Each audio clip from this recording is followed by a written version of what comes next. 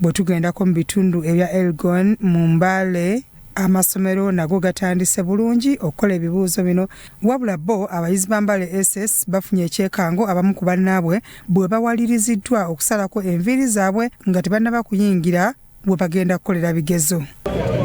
Twogeddeko nabo ne batutegeeza bwe bati ku mbeera. Because I have done enough revision with my teachers and I promise to make good results for the school.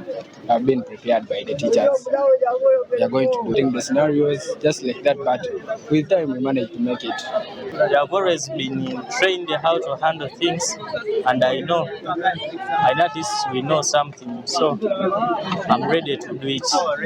Mu bayizi abatudde ebigezo mwe mbadde ne Manfaabi James ono aliko obulemu era alina omukono gumu ayogedde okusoomooza kwasanze naddala mu bibuuzo ebya practical.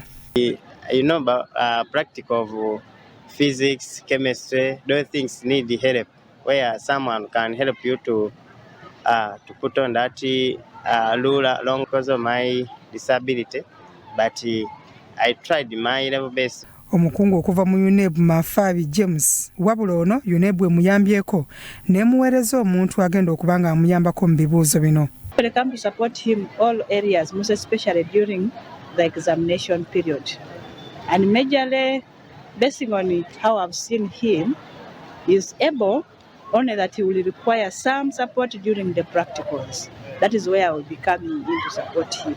Abaana bafaabo tubategese era tuba preparing okuviira ddala lwe twatandika nnyo curriculum. Era tukakasa nti omulimu gwe tukoze gwegwo nafunayo keesi ya mwana tagenda kutuula bibuuzo.